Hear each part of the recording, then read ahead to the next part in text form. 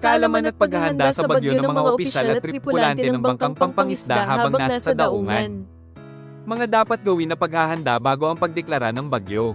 Isa, manatiling mapagmatsyag sa pinakabagong datos ng lagay ng panahon, kumpirmahin ang galaw ng bagyo, bilis ng hangin, dami ng ulan, at kondisyon ng dagat.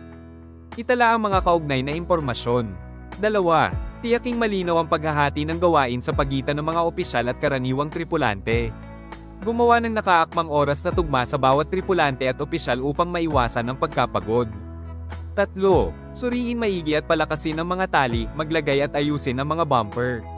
Para sa mga bangkang nasa tabi ng iba, tali ng maayos ang harap at likod sa mga bollard sa lupa. Suriin ang tibay at katatagan ng mga tali. 4. Siguraduhing walang bara ang mga butas ng alulod sa deck upang maiwasan ang pagbaha na maaaring makaapekto sa balanse ng bangka. 5. Isara ang mga hatch, pinto, at ventilasyon upang maiwasan ang pagpasok ng tubig. Siguraduhin ang integridad ng pagkakaselyo ng bangka. 6. Ihanda at suriin ang mga ekstrang tali at bomba sa tubig. Siguraduhing matatag ang pagkakakabit ng mga kagamitan upang hindi ito gumalaw o masira. 7. Ay urong ang mga shore power cable at suriin ang mga tulay na pang-akyat. Kung may sira, agad itong ayusin. 8. Tiyakin na ang pangunahing makina, kagamitan sa komunikasyon pang nabigasyon ay naka-standby. Gamitin ang power ng bangka imbes na shore power upang maiwasan ang abala ng pagkawala ng kuryente. 9. Suriin ang lahat ng kagamitan sa deck. Alisin o tali ng maayos ang mga hindi kailangan upang hindi tanggayin ng hangin. 10. Tiyaking maayos ang paggana ng mga kagamitan na naaayon sa angkla. Kung may panganib na madrag ang angkla, maghanda ng pangalawang angkla.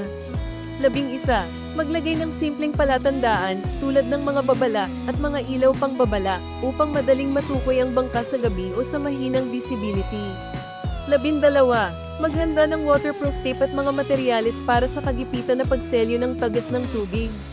13. Makipag-ugnayan sa mga kalapit na bangka upang magbahagian ng impormasyon ukol sa paghahanda sa bagyo. 14. Suriin at dagdagan ng supply ng inuming tubig, pagkain, gamot, at waterproof gear para sa mga hindi inaasahang sitwasyon. 15. Tiyakin na may sapat na gasolina para sa bangka at generator ng kuryente para sa hindi inaasahang mga sitwasyon o matagal na pagkakadak.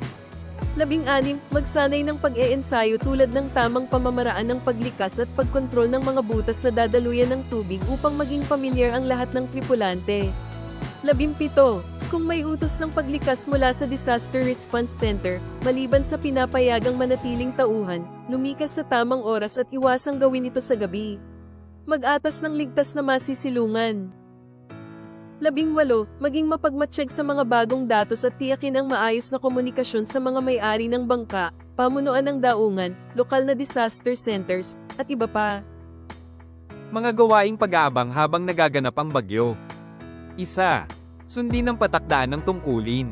Bantayang mabuti ang nakatakdang gawain para sa kaligtasan ng bawat tripulante. 2. Bantayang mabuti ang bilis ng hangin, antas ng tubig, at agos sa daungan upang agad makakilos kung kailangan. 3. Palaging nasuriin ang kondisyon ng bangka. Siguraduhing matibay ang pagkakatali, walang toges o banggaan. Ay ulat at ayusin agad kung may problema. 4. Sundin ang utos ng lokal na awtoridad sa paglikas. Isara ang lahat ng selyado, watertight na mga pinto at patayin ang mga di kailangang kagamitan. 5. Ayusin ang tali ayon sa pagbabago ng direksyon ng hangin o antas ng tubig upang maiwasan ang sobrang galaw ng bangka. 6. Obserbahan ang pagdalisdis ng bangka at lalim ng pagkakalubog. Kung may problema, agad gumawa ng hakbang tulad ng pagbabalanse ng sa pamamagitan ng ballast. 7. Kung may panganib ng pagkabangga o pag-anod ng ibang bangka sa paligid, agad ay ulat sa kinauukulan at palakasin ang pagkakatali nito. 8. Palaging suriin ang generator at emergency lights. Panatilihing may sapat na ilaw para sa operasyon sa gabi o brownout. 9. Ihanda ang boya, bolsa, at salbabida at ilagay sa lugar na madaling pagkunan. 10. Sa mga saradong bahagi ng bangka, siguraduhing may ventilasyon at magdala ng detector ng gas. 11. Isulat ang mga pagbabago sa panahon, kondisyon ng bangka, at oras ng inspeksyon para sa dokumentasyon. 12. Agad isagawa ang mga agarang aksyon tulad ng tao na nahulog sa tubig, pagsagip sa pagpasok ng tubig, at paunang tugon sa sunog. Ang paghahanda laban sa bagyo ay napakamahalaga, ang kaalaman ay kaligtasan.